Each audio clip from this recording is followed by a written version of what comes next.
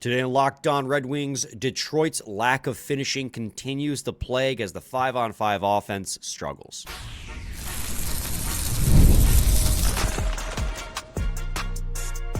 You're Locked On Red Wings, your daily podcast on the Detroit Red Wings. Part of the Locked On Podcast Network, your team every day. Welcome back to the Locked On Red Wings podcast. We are your hosts, Brian Fisher and Scotty Bentley, part of the Locked On Podcast Network, your team every day. You can listen to us wherever you get your podcasts, including on YouTube. And Scotty, the Detroit Red Wings kind of laid an egg a little bit in Carolina. Not in terms of like effort. I think the effort was there, but the results were pretty damning for the Detroit Red Wings in this hockey game. So we'll talk about that for the first 2 segments before pivoting into a game preview of the Nashville Predators in segment 3. As that's a 2 p.m. game on a random Monday. Yeah, so, why?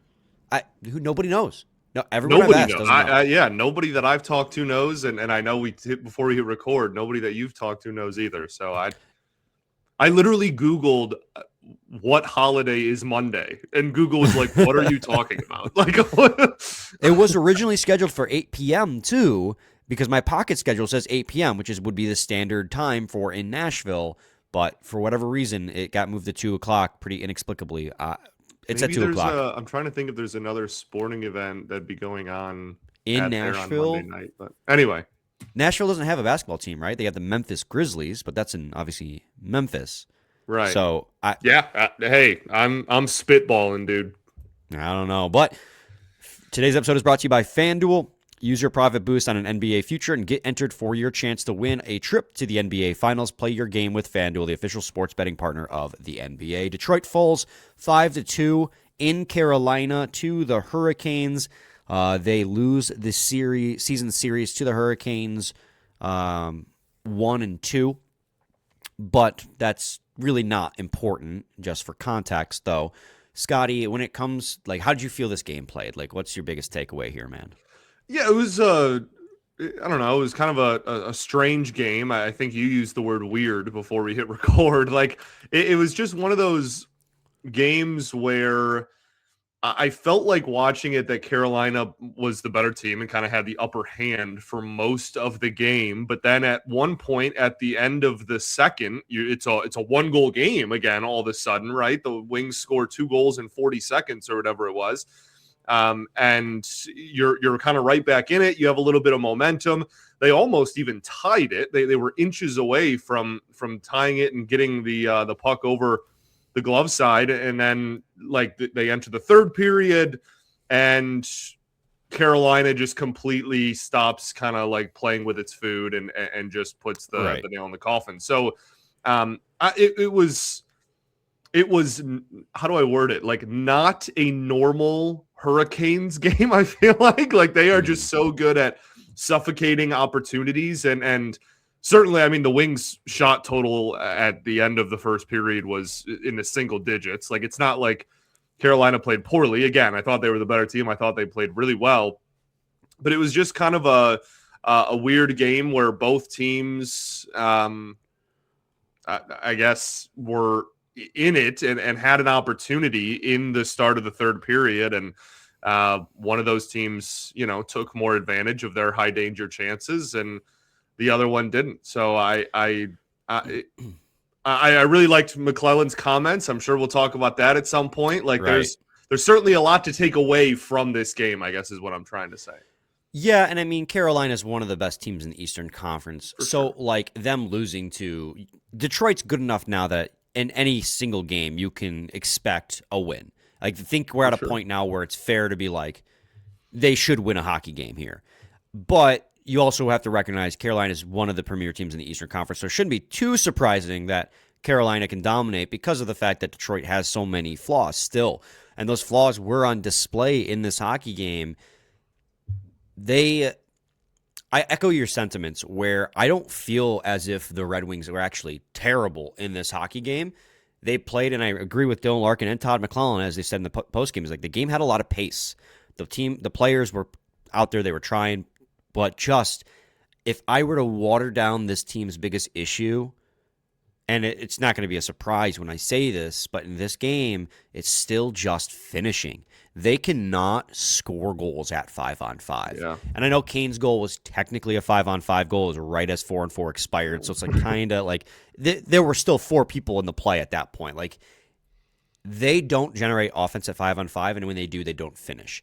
And that is the difference in this hockey game. So while Carolina outshot Detroit 39-26 or whatever it was, that's pretty par for the course for Carolina. This iteration of Carolina, while they are suffocating with their puck possession, they also fire the puck a lot. They're going to tend to dominate you on shot attempts. That's normal. You're going to expect that playing the Carolina Hurricanes. But what Red Wings did poorly that cost them in this hockey game is giving up easy offense.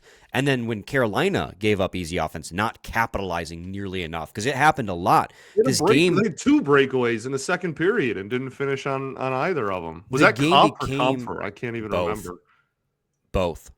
Well, true. Yes. I guess that's why I can't remember which one is which, because Comfer had the one down the side and Cop had the one, the break, the 1-on-0 or 1-on-1 break. Cop had to work through a couple guys to get the opportunity, but he still had a great chance. He just couldn't elevate it enough. JT Compher was in all alone. Dominic Shine was in all alone. And all 3 of those guys are guys you don't expect to finish. And I think that is kind of a problem. And Dominic Shine, Dominic Shine played a great game. We know what Dominic Shine is. He came up, he got in for Elmer Soderblom. He had a good game. I'm not trying to besmirch him, but you're paying Cop and you're paying Comp for $5 to $5.6 million a year to be one of your middle 6 centers. And the lack of finishing that these 2 guys have, and we've had we've seen some very good things out of Andrew Cop this year, but goal scoring still isn't one of them. His hands, he just does not have the hands that his line mates do. And, that comes with the territory. He's very good defensively. But you would every now and again, when you get an odd man rush or a breakaway, for the team to score. There was a 2-on-1 in the second period as well. Just shoot the puck. Stop trying to make because the job of the defenseman in that situation is to take the passing lane away. Right. So I know if you're able to beat the defenseman on the pass, you have a great opportunity.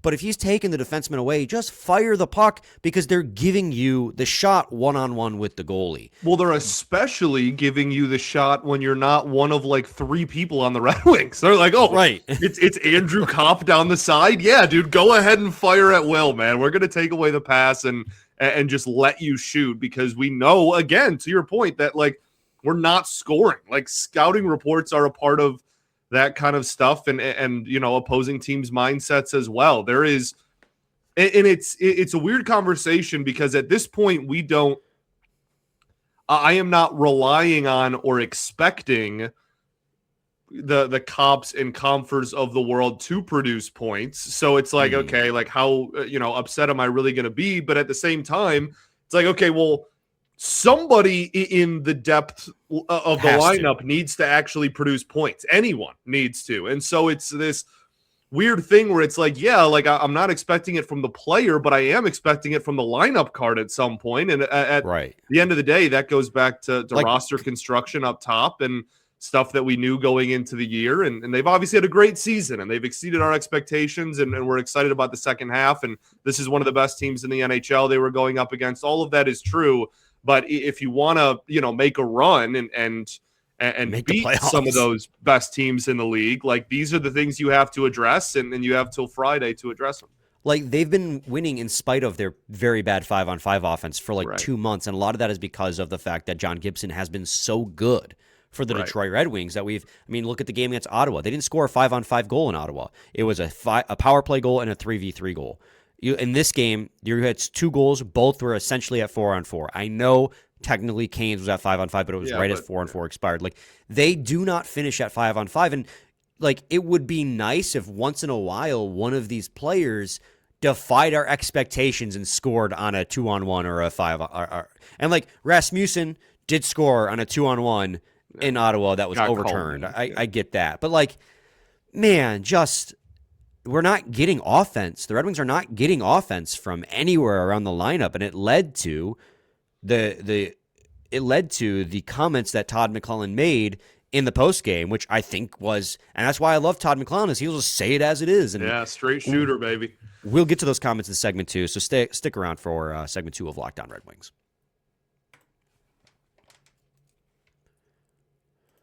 College basketball is nonstop, big games, tight spreads, momentum swings every single night, from early tip-offs to late-night West Coast shootouts. There's always action on the board, and now FanDuel is giving you a way to turn that energy into even bigger potential wins with a college basketball parlay profit boost. You can build any college hoops parlay you want, rivalry games, ranked matchups, whatever fits your read. You can mix spreads, totals, and player props to match how you see the slate is playing out. Then you can apply the profit boost and instantly bump up the potential payout. Go safe, go bold, ride with the team you've been following all season. It's your parlay, your style, now with more upside behind it. Head to FanDuel.com to get started. That's FanDuel.com. FanDuel, play your game.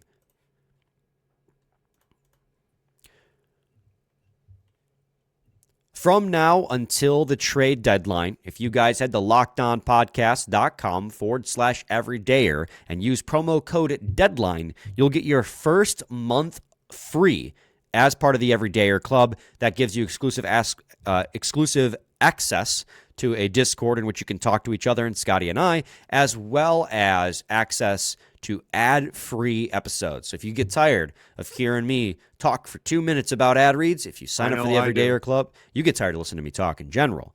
You can go to the Everydayer Club, sign up, and you don't got to listen to that anymore. You just get the content. So go to lockedonpodcast.com/everydayer, promo code DEADLINE. You have until the trade deadline to sign up and get that first month free. Scotty,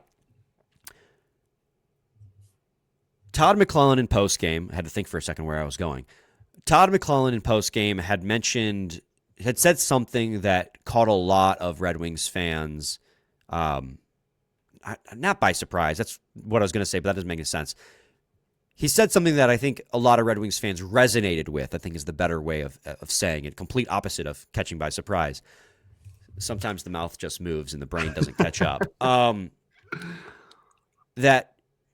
And it kind of came off of what he was talking about with Dominic Schein, where Dominic Schein had 2 really good scoring opportunities in a game after being called up. This is a guy who's played. We talked a lot about him last year. Obviously, career AHLers.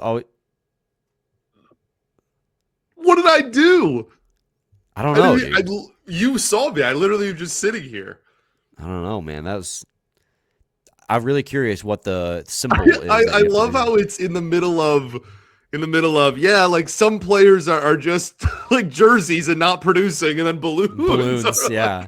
Yeah, for those listening and not watching, Scotty has a Mac, and for whatever reason, Macs, you can like do certain symbols and like emojis and stuff will pop up on the screen. He was just staring at me, and balloons started coming up on his screen. So fun times.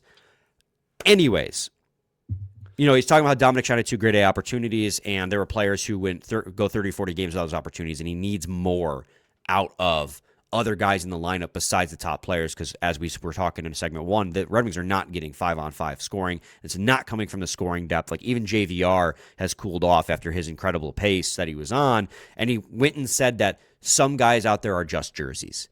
And I can't think of a more apt way of describing the play we've seen from some of those players, that we were talking about. Like off the top of my head, and this is going to come off as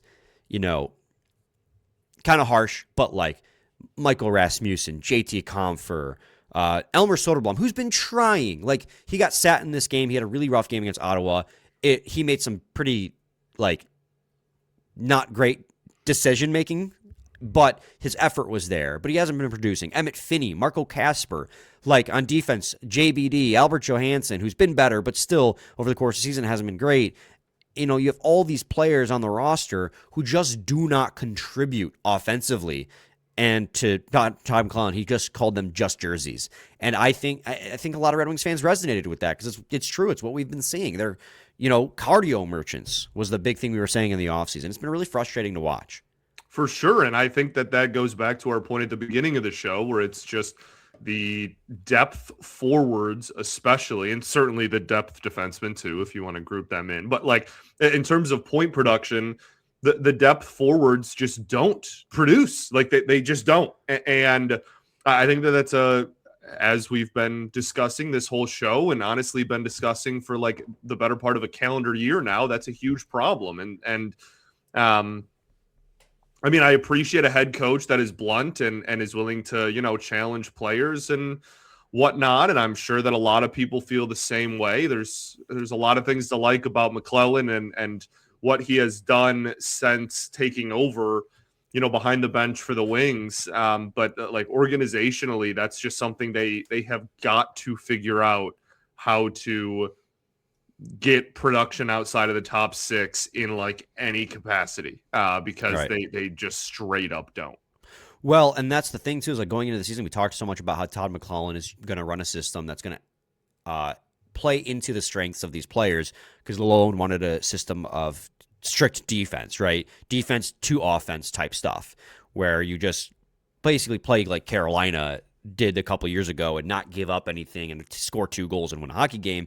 And that just didn't work for the players that they had on hand. So McClellan's like, okay, you guys want to play offense, go forecheck. And they're just, I won't say they're not doing it. Like there are definitely games where it feels like they're not really trying. They're not playing their game as best of their ability, but they're not effective at it. And it's at a certain point, it's like player personnel just isn't good enough.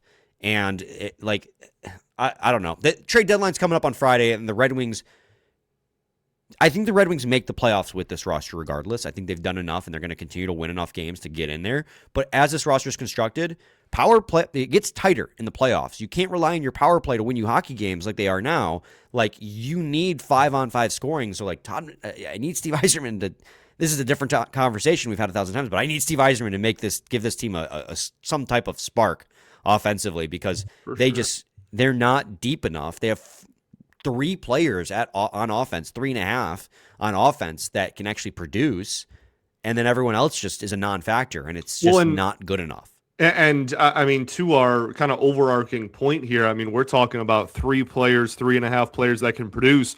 Even those guys aren't producing at 5-on-5. Like the number is close to 0, right? At even strength, and yeah, man, it's a huge issue, and they have until the deadline certainly to iron that out if they want to get it corrected or get the ship straightened this year. But I mean, that's probably going to be a talk that's not going to get fixed overnight, is my point. Right. Like that's something they can bring in, a piece here or a piece there to help improve it this year, to kind of just like get them over the finish line and have the year that they want to have and potentially make a run. But that's not something that they're going to fix in the regular season this year. That's going to be a conversation we have in the offseason again, I'm sure. Unless you get Robert Thomas or Jordan Cairo.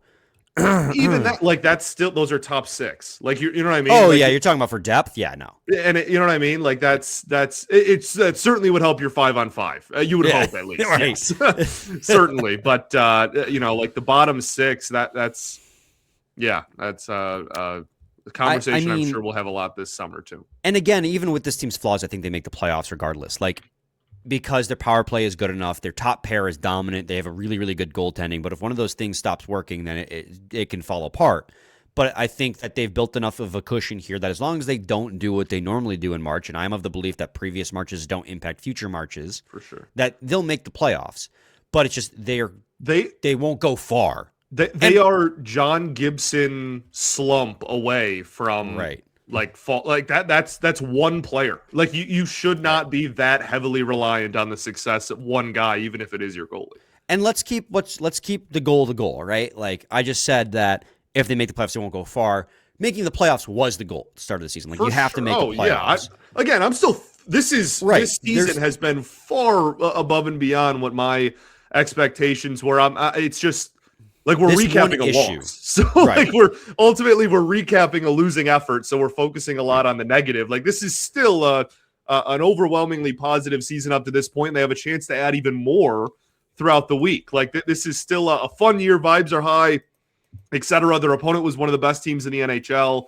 Like, everything's okay. But it's, again, we're recapping a loss. So we kind of have a reason to put a magnifying glass up. It's a loss to where the flaws were at the forefront. Like, it wasn't like a weird game where like they lost on like they lost because they couldn't finish, and they lost because they gave up too much easy offense. And when they lose, that's why they lose typically.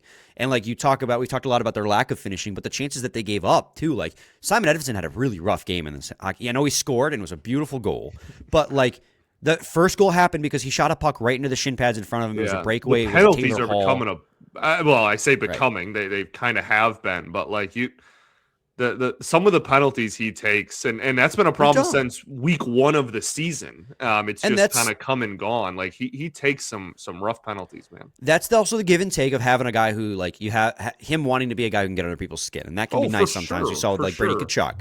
But you got to make sure you take somebody with you if you're going to be that. You know what I mean? Like those guys are masters at like, if I'm going to go, you're going to come with me type of thing. Yeah. And he made, the puck went off his stick on Sebastian Aho's power play goal. It was a rough first period. He had a couple bad giveaways. It was a rough game, but he also missed a lot of time. So like, I'm not like down on Edvinsson, but it was just a really, it was a really 100%. Tough game for him. Yeah. And like the other, like JVR made a turnover that led to an odd man rush. I think that was Jackson Blake's goal. The inability of this team to transition out of the defensive zone and just getting stuck.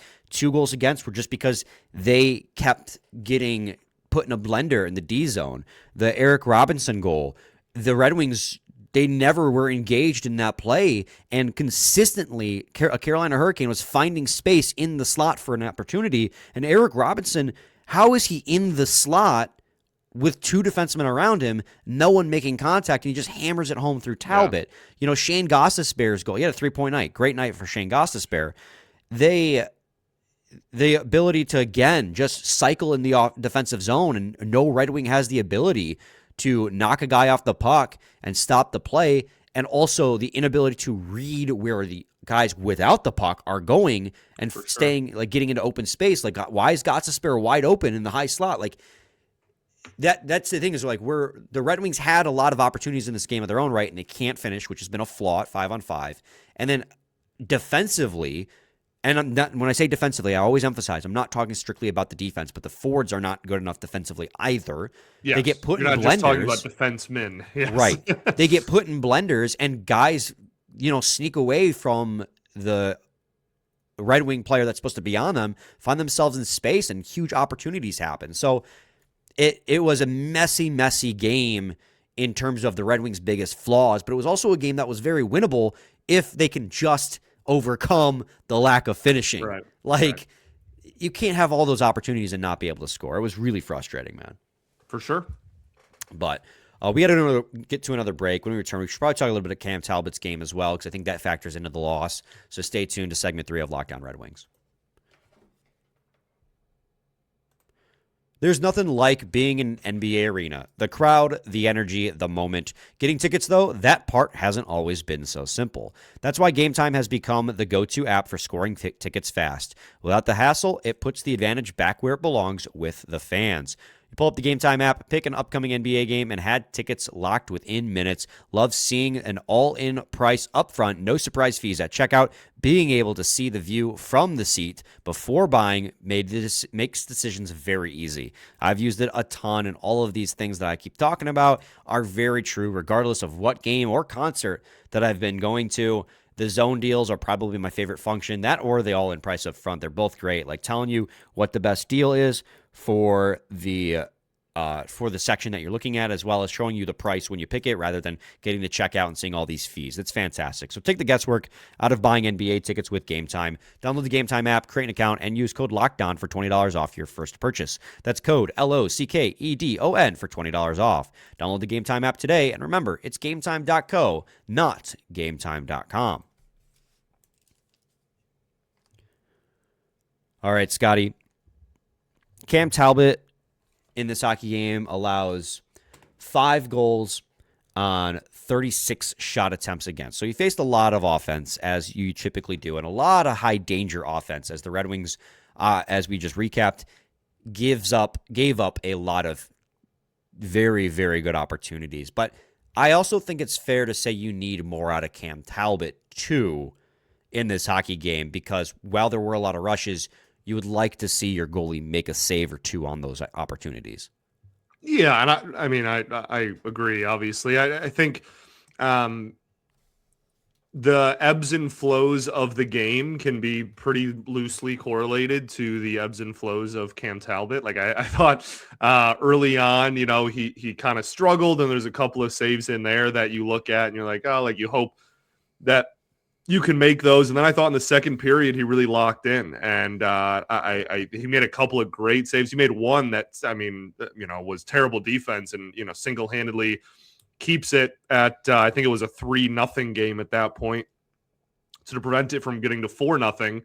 And then the third period rolls around, and obviously we know what happened there. But he wasn't helped by his defense at all. Carolina scored on a 2-on-1, and he got completely left out to dry. Like it's a double-edged sword. It certainly goes both ways. But yeah, I mean, this is certainly a performance you look at and you go, okay, I'm ready to get Gibson back out there. I think it's also fair to point out that he hasn't made a start since like January 22nd. Yeah, it's been over a month. Yeah. So like there is something to be said about the fact that this is his first game rep, and it was a tough game to put him in for sure. Which is probably why they did it, because. Well, I'm sure they just wanted to get him on the ice. I think more than probably anything else. Yeah, you can't just have a guy sitting there that hasn't faced NHL competition in months. But yeah,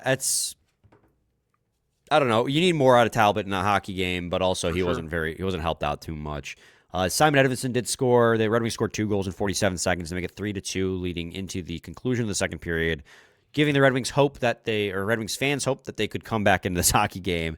Edvinsson scored. Alex DeBrincat and Dylan Larkin assisted on that. It was a nice cycle play. The Red Wings, that's where they really turned it on. The last 10 minutes of the second period, like all of a sudden, that's where all those breakaways happened. The last 2-on-1, cop for cop. Yeah. They were on fire trying to get back in the hockey game. They did score 2. Edvinson's goal was really pretty, helped undo a little bit of the damage he caused in the first period. And then Patrick Kane, his first goal since goal number 500, which came a long time ago. And that was his ninth goal of the season for Patrick Kane. That's insane that he hasn't reached double digits yet. Yeah. It's been a slow season for him. He was thanking the heavens above after he scored it. That was they talked about it on the broadcast, kind of a sigh of relief more so than like an excitement.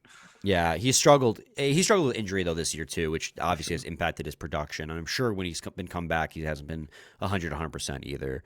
But yeah, just recap the game.